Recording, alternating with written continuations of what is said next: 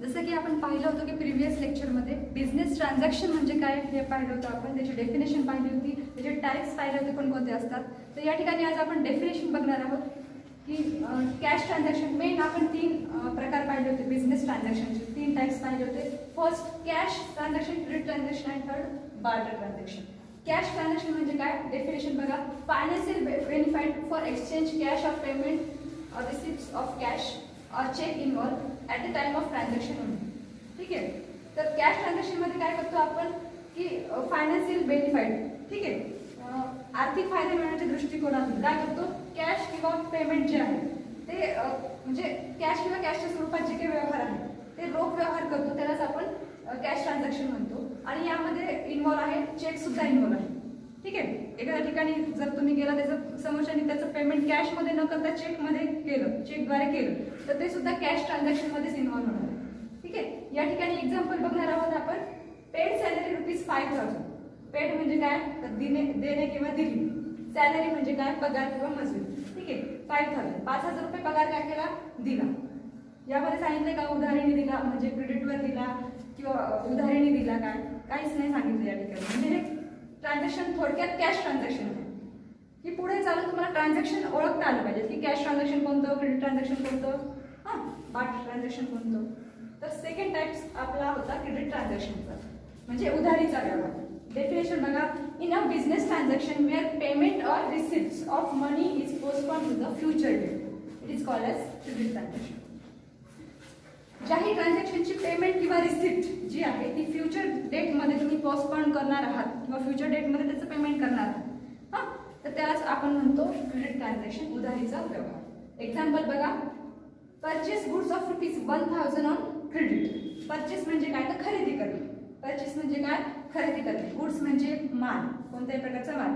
ठीक आहे. ₹1,000 on credit, उधारीवर खरेदी केला आहे हा 1,000 रुपयाचा माल. ठीक आहे. ऑन क्रेडिट हा शब्द लागला आहे म्हणजे हा व्यवहार उधारीचा आहे. ठीक आहे. हे झालं क्रेडिट ट्रान्झॅक्शनचं एक्झाम्पल. त्यानंतर आहे थर्ड आपला जो टाइप्स होता barter transaction. And exchange one thing against another thing is called as barter transaction. एका वस्तूच्या बदल्यात जर तुम्ही दुसरी वस्तू खरेदी करत असाल तर त्याला आपण बार्टर ट्रान्झॅक्शन म्हणतो. बट या ठिकाणी आपण मी मागच्या लेक्चरमध्ये जसं सांगितलं होतं त्याचप्रमाणे बार्टर ट्रान्झॅक्शनचा यूज आपण या ठिकाणी करणार नाही आहोत. अकाउंटमध्ये आपण फक्त या 2च ट्रान्झॅक्शन आहेत त्याचा यूज करणार आहोत. ठीक आहे. तर या ठिकाणी तुम्ही व्हिडिओ पॉज करून हे सगळं लिहून घेऊ शकता. ठीक आहे.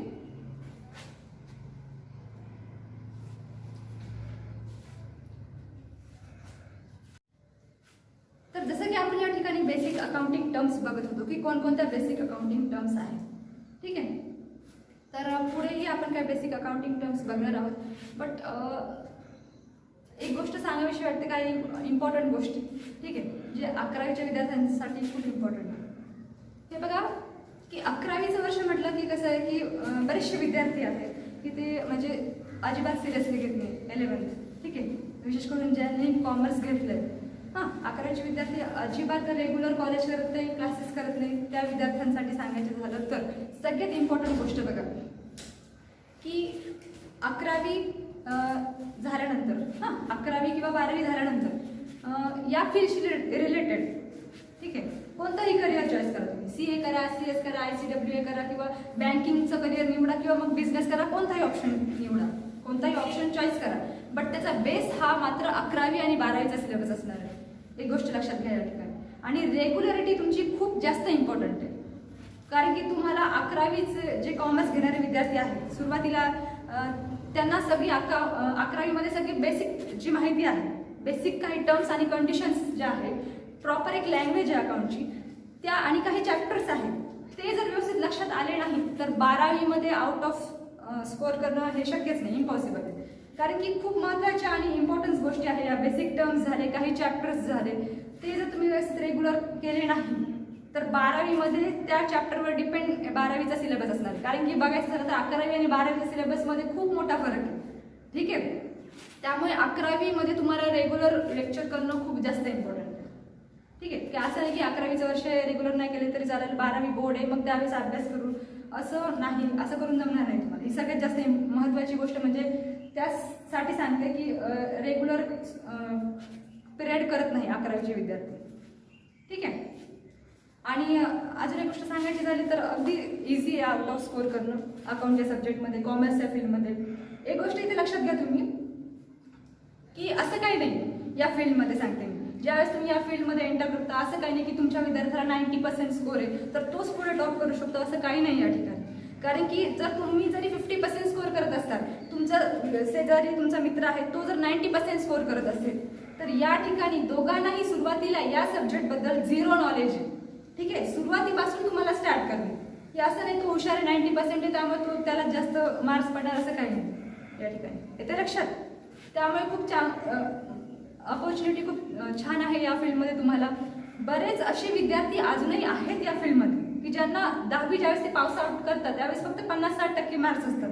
बट आफ्टर 10th ज्यावेळेस 10वी पास आउट होतात ते 11वी-12वीमध्ये त्यांना 90-95% स्कोर आहे. असे विद्यार्थी अजूनही आहेत. बट ते डिपेंड करतं तुमच्यावर की तुम्ही या सब्जेक्टला किती इम्पॉर्टन्स देतात, किती इंटरेस्टेड आहात या सब्जेक्टमध्ये त्यावर. ठीक आहे. तर या ठिकाणी तुम्हाला हे जे काही बेसिक अकाउंटिंग टर्म्स आहे, ज्या लहान मोठे घटक, सुरुवातीची जी काही बेसिक इन्फॉर्मेशन आहे अकाउंट या सब्जेक्टमध्ये, त्याचा अभ्यास करणं खूप इम्पॉर्टंट आहे. कारण की या बेसिक इन्फॉर्मेशनवर डिपेंड तुमचे प्रॉब्लेम्स आहे, काही चॅप्टर्स आहे आणि त्या चॅप्टरवर डिपेंड तुमचा 12वीचा सिलेबस आहे. ठीक आहे. 12वीचा सिलेबस हा खूप वेगळा आहे. 11वीच्या सिलेबसमध्ये आणि 12वीच्या सिलेबसमध्ये खूप मोठा फरक आहे. त्यामुळे आतापासूनच रेग्युलरिटी ठेवा. ठीक आहे. आणि जे काय आता आपण बघणार आहोत पुढे बेसिक अकाउंटिंग टर्म्स. ठीक आहे.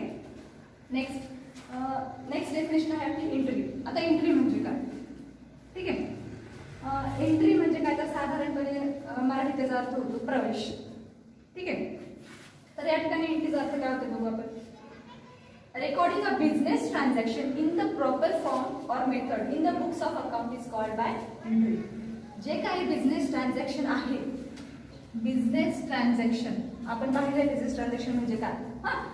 व्यापारामध्ये जे काही व्यवहार होतो त्यालाच आपण बिझनेस ट्रान्झॅक्शन म्हणतो. तेच बिझनेस ट्रान्झॅक्शन आपल्याला प्रॉपर फॉर्म आणि प्रॉपर मेथडनुसार काय करावं लागतात, त्याची रेकॉर्डिंग करावी लागते. ठीक आहे. त्यालाच आपण एंट्री म्हणतो. की जे काही म्हणजे काही मेथड्स आहेत, प्रॉपर फॉर्म आहेत आणि काही मेथड्स आहेत, म्हणजे सिस्टमॅटिक पद्धतीने जे काही आपण बिझनेसमध्ये ट्रान्झॅक्शन करतो, व्यवहार करतो, ते काय करायचं, ते ट्रान्झॅक्शन किंवा ते व्यवहार जे आहे ते आपल्याला एका सिस्टमॅटिक पद्धतीने रेकॉर्ड करावे लागतात आणि त्यालाच आपण एंट्री म्हणतो. ठीक आहे. सपोज रमेशने काय केलं, 5000 रुपयाचे गुड्स काय केले, माल काय केला, परचेस केला, खरेदी केला. ठीक आहे. याला काय म्हणणार, ट्रान्झॅक्शन म्हणणार. बट हे ट्रान्झॅक्शन जर तुम्हाला रेकॉर्ड करायचे सिस्टमॅटिक पद्धतीने तर त्याला तुम्ही म्हणणार एंट्री. ठीक आहे. या ठिकाणी एंट्री काय आहे हे लक्षात आलंय तुमच्या. त्यानंतर आता एंट्री कशा प्रकारे करायची काय, तर ज्यावेळेस तुम्ही प्रॅक्टिकली प्रॉब्लेम सॉल्व्ह करता त्यावेळेस नक्की तुमच्या लक्षात येईल. ठीक आहे. त्यानंतरची डेफिनेशन आहे आपली नरेशन. नरेशन म्हणजे काय, त्याचं डेफिनेशन बघा. A brief explanation of a business transaction on which is entry is passed is called as narration. म्हणजे ब्राईफ एक्सप्लेनेशन, तुम्हाला काही एक्सप्लेन करावं लागतं कशाबाबत, बिझनेस ट्रान्झॅक्शन बाबत. एखादं बिझनेस ट्रान्झॅक्शन हे व्यवहार आहे त्याच्याबद्दल काय करावं लागतं, तुम्हाला एक्सप्लेनेशन द्यावं लागतं. काही म्हणजे तुम्ही व्यवहारामध्ये करता काय ते थोडक्यात तुम्हाला सांगावं लागतं. कशाबाबत, विच एंट्री इज पास, जी तुम्ही एंट्री पास केली आहे त्याबाबत थोडक्यात तुम्हाला काय करावं लागतं, त्याचं एक्सप्लेनेशन द्यावं लागतंय ब्रॅकेटमध्ये. ठीक आहे. त्यालाच तुम्ही नरेशन म्हणता. आता सपोज या ठिकाणी मी लिहिते सपोज की परचेज गुड्स ₹1000. ठीक आहे. याला काय म्हणणार तुम्ही, गुड्स खरेदी केले 1000 रुपयाचे, मी माल खरेदी केला, गुड्स खरेदी केले, ही आहे तुमची, हे ट्रान्झॅक्शन झालं. याला मला रेकॉर्ड करायचं सिस्टमॅटिक पद्धतीने, मी याला म्हणणार एंट्री. याला काय म्हणणार मी, एंट्री. याचं तुम्हाला द्यावं लागतं नरेशन. नरेशन कशा पद्धतीने देता तुम्ही, ही एंट्री पास आउट कशा प्रकारे करायची हे तर आपण बघणारच आहोत नंतर. ठीक आहे. बट ह्या एंट्रीचं तुम्हाला नरेशन द्यावं लागतंय. ते ब्रॅकेटमध्ये बिंग या शब्दाचा यूज करून तुम्हाला नरेशन द्यावं लागतं. नरेशन काय देणार ह्या एंट्रीचं, की थोडक्यात तुम्ही या एंट्रीमध्ये करता काय करताय तुम्ही या एंट्रीमध्ये, गुड्स काय करता, खरेदी करता. बरोबर. ही एंट्री मी छोटी एंट्री सांगितली होती आपण कळण्यासाठी तुम्हाला. इथं थोडक्यात द्यायचं, तुम्ही गुड्स खरेदी प्राइस लिहायची नाही की 1000. ठीक आहे. थोडक्यात काय झालंय एंट्रीमध्ये, या एंट्रीमध्ये झालं काय की गुड्स खरेदी केली, लिहायचं Bing goods purchase bracket close. थोडक्यात अशा पद्धतीने तुम्हाला एंट्री पास आउट केल्यानंतर हे नरेशन जे आहे ते द्यावं लागतं. ठीक आहे. या ठिकाणी लक्षात आलं नरेशन म्हणजे काय, हे ज्यावेळेस तुम्ही प्रॅक्टिकली प्रॉब्लेम सॉल्व्ह करता त्यावेळेस नक्कीच तुमच्या लक्षात येईल. बट या ठिकाणी ते थोडक्यात डेफिनेशन जी आहे ती समजण्याचा प्रयत्न करा. ठीक आहे. या ठिकाणी तसं मी सांगितलं नरेशन म्हणजे काय, की थोडक्यात एक्सप्लेनेशन द्यावं लागते तुम्हाला जी काही एंट्री तुम्ही पास आउट केली त्याची, की एंट्रीमध्ये काय झालं, गुड्स परचेस केले, इथे लिहिणार बिंग या शब्दाचा यूज करून करायचं. एंट्रीमध्ये काय पास आउट केले तुम्ही, गुड्स परचेस केले ते लिहिणार. सपोज गुड्स सोल्ड केले क्रेडिटवर तर काय लिहिणार, Bing good sold on credit. येते लक्षात, फक्त अमाऊंट लिहिणार नाही त्या ठिकाणी. ठीक आहे. त्यानंतर आहे गुड्स.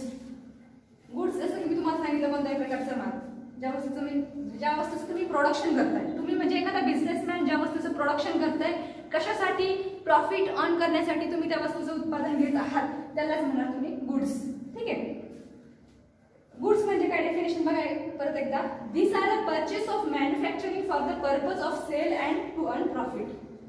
ज्या वस्तूचा परचेस करण्याचा, खरेदी करण्याचा उद्देश काय असतो किंवा मॅन्युफॅक्चरिंग करण्याचा पर्पज काय असतो, प्रॉफिट अर्न करणे किंवा प्रॉफिट मिळवणे, त्यालाच आपण गुड्स म्हणतो. या ठिकाणी लक्षात आलं तुम्हाला गुड्स म्हणजे काय. ठीक आहे. कोणतीही लहानातली लहान वस्तू त्याला आपण गुड्स म्हणणार. ठीक आहे. त्यानंतर आहे कॅपिटल. आता कॅपिटल म्हणजे काय, तसं कॅपिटल म्हणजे तुम्ही म्हणता राजधानी. ठीक आहे. पण या ठिकाणी कॅपिटलचा अर्थ तसा होत नाही. ठीक आहे. कॅपिटल म्हणजे काय, तर the total amount invested in to the business by the owner is called capital. Businessman असेल, उद्योजक, प्रोप्रायटर, ओनर ज्याला आपण म्हणतो, कोणताही बिझनेसमॅन काय करतो, टोटल अमाऊंटची इन्व्हेस्टमेंट करतो बिझनेसमध्ये, त्याला आपण म्हणणार कॅपिटल. ठीक आहे. मला एखादा बिझनेस स्टार्ट करायचा आहे, माझ्या वडिलांनी मला काही पैसे दिले, परत माझी काही सेव्हिंग होती, परत काही अजून माझं एक्स्ट्रा इन्कम होतो. ठीक आहे. बँकेमध्ये काही सेव्हिंग होती माझी, किंवा मग एखाद्या मित्राने मला हेल्प केली, टोटल अमाऊंट मिळून जी काही अमाऊंट तयार होती, 1 लाख रुपये, 1.5 लाख रुपये, 2 लाख रुपये एक्सेट्रा. ठीक आहे. त्या अमाऊंटला मी म्हणणार कॅपिटल. बट त्याचा वापर कशासाठी करणार मी, बिझनेस स्टार्ट करण्यासाठी. ठीक आहे. या ठिकाणी कॅपिटल म्हणजे काय लक्षात आलं तुम्हाला, की बिझनेस स्टार्ट करण्यासाठी तुम्ही जी काही अमाऊंट गोळा करता त्याला आपण म्हणतो कॅपिटल. ठीक आहे. त्यानंतरची डेफिनेशन आहे ड्रॉइंग.